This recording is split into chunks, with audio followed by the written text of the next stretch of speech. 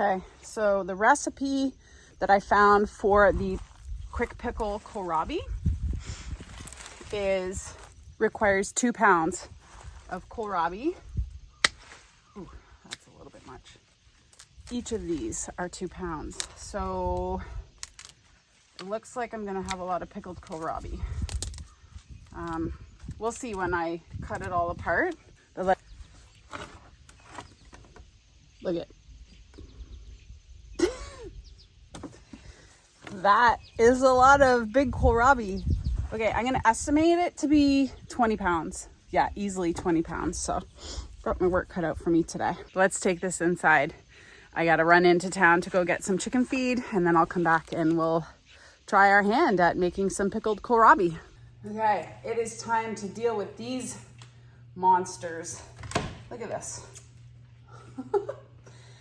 Oh my gosh, seriously?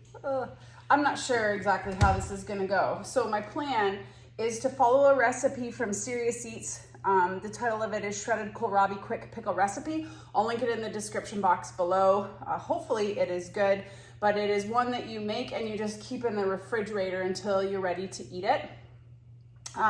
So what my plan is, I've already grated some ginger, and actually I have to harvest my garlic, but this is still my garlic from last year. This is the Music, and it's still amazing. Like, it's just starting to sprout, so I'm going to use this because it is a quick pickle. So I'm just going to shred this, and then I'm gonna prepare everything else ready. I've just finished running the dishwasher with quart jars and pint jars, and I might try another kind of pickle as well, using my regular quick pickle recipe with dill, just to mix it up a bit, because this is a lot of vegetable to be working with here today.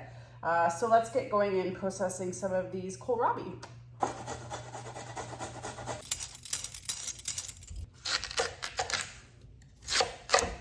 Okay, gotta have a little taste. Oh yeah, still totally edible. All right, let's make some of this stuff. Okay, so I'm gonna run most of this through the food processor, and I'm going to use the thicker of the slicers now that I've cut the pieces up. I'm gonna see how that turns out. So let's give it a go here.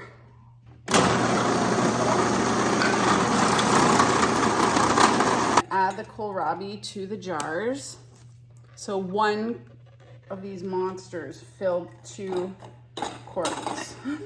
For the brine, I'm adding 2 cups of red wine vinegar, and I'm gonna double this recipe because I've got a lot of kohlrabi. So I'm actually going to add 4 cups of red wine vinegar, 2 cups of water, but because I'm doubling it, I have to add 4 cups.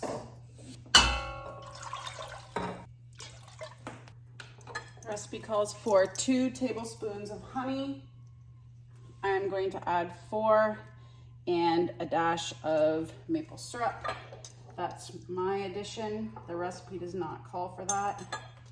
Just a dash of our maple syrup, probably about a tablespoon. It calls for 2 tablespoons of pickling salt. So there's 1, 2, I'm gonna double it, 3, 4, a tablespoon of freshly grated ginger. I am going to add 1 garlic clove grated. I grated 2 giant garlic cloves. That's all going in. A half a teaspoon of black peppercorns.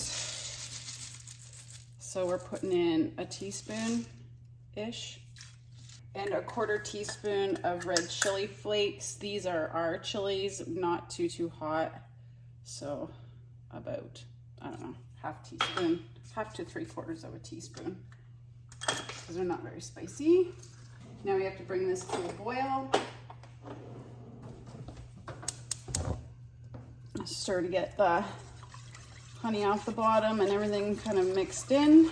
I don't know about you, but I find that when I make brine, it never goes as far as the recipe says. So there is a very good chance that I'll have to make more of this to top up the other jars that I make. So what I'm gonna do, well, I can't make more of this actually because I ran out of red wine vinegar. I only had 2 bottles. So I'll have to use another pickling recipe, which is what I wanted to do anyway. I just wanted to try different flavors. This is the one that I found online. And the only thing I added was the maple syrup. So we'll wait for that to come to a boil. And usually you want that to boil for at least 5 minutes.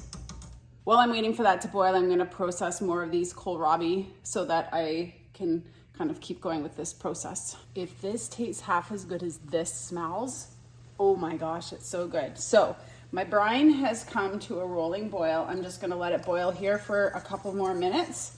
And then I am going to pour it into my jars. And I'm just gonna use a measuring cup because that is the way I've always done it and had good success with that. The beauty of canning with this method is that you don't have to wait for any jars to seal. So actually what I'm going to do is use the mason top lids. It shouldn't be a problem to use those because these aren't meant to seal. Basically the cold of the refrigerator is what is going to stop bacterial growth. So I should be good just using those lids, which is easier for me.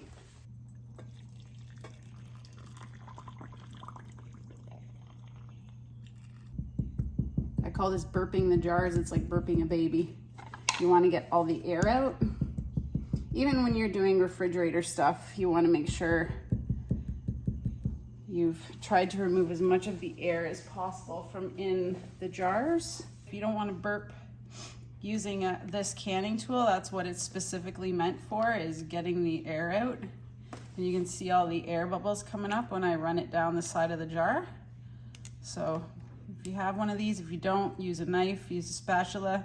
One of the ladies I watch on YouTube uses a chopstick. It doesn't really matter, just as long as it's small enough to kind of squeeze down in there and wrestle some of those bubbles up to the surface. And you can see how the levels have gone down now that the air is out of them. So I'll top those up a little bit more with brine. Lovely. All right, now I'm going to put the lids on. I'll give these just a wipe down. The beauty of fridge pickles is it removes all the water bath or pressure can or canning that would need to be done if you were canning the regular way to basically kill any bacteria. Come on, baby. To kill any bacteria that would grow in the jars. In this process, the refrigerator does all the work. Okay, that's daunting. I've done 2 kohlrabi. It made 4 quarts and I have 5 left to go. Oh boy. Might freeze some of it. Maybe I'll do that. For the next variation in today's pickling episode, I am going to use the recipe on page 288 of the Ball Complete Book of Home Preserving. You'd think I'd know the name of that by now. Refrigerated dill slices. I'm actually going to use kohlrabi instead of pickles, but follow the exact same recipe. And instead of using dill seeds, I'm going to use my dill heads in my quart jars. So I think I'm going to do this one, and I'm also going to do, where's the Easy Zesty Bread and Butter chunks if I have enough of the ingredients to do so, which I think I should. I don't have prepared horseradish, so I might have to leave that out. But anyways, we'll see. We'll see when we get there. Yeah, so we're gonna give this a go. Look at how pretty these are. Wait. Look at the size of this one dill flower. It's beautiful. It's so beautiful. How could you not can something with this? I just don't know how I'm gonna get it down into the jar. Usually they're very easy to stuff down in there, but not when they're this big. Okay, to prepare these jars, I had to cut actually that head of dill in half. And to each jar, I'm adding 1 clove of garlic cut in half. I'm adding a teaspoon of mustard seeds to each jar, a 1/4 teaspoon of black peppercorns, and then I'm going to stuff them with the kohlrabi, which I'm gonna have to pack down because that dill is springy. For the dill pickle, quick pickle brine, the recipe says to let like pour the brine over the pickles and let them soak. I'm not doing that step with the kohlrabi. I'm just going to create the brine or make the brine, and then I'm going to pour it into the jars and seal them and wait for them to cool and then pop them in the refrigerator. So let me show you the recipe. So again, I'm going to double this recipe because I've got 4 quarts, so I know I'm gonna need about 8 cups. So the recipe calls for 4 cups of white vinegar,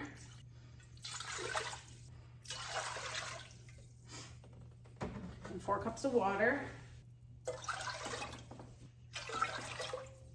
Ooh, it calls for a lot of pickling salt.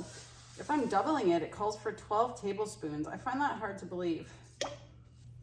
5, I'm only putting in 6 because that is a ton of salt. And it calls for a 1/4 cup of sugar, so I'm going to put in 1/2 cup. We do like our dills a little bit sweet anyway, so that works out well. 2 tablespoons of pickling spice. So there's 1, 2, 3, 4. Now I am gonna add, because I like a little spice, a little pinch of red pepper flakes.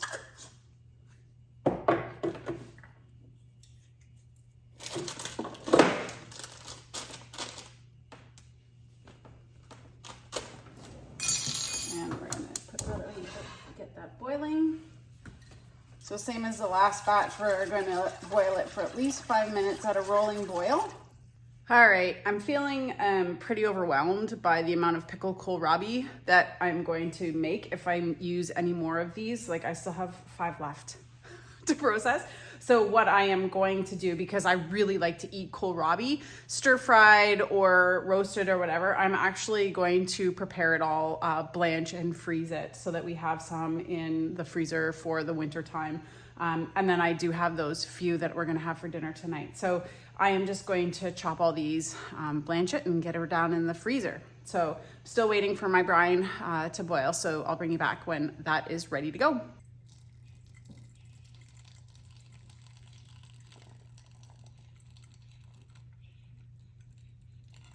And for these, I'm going to put on regular canning lids.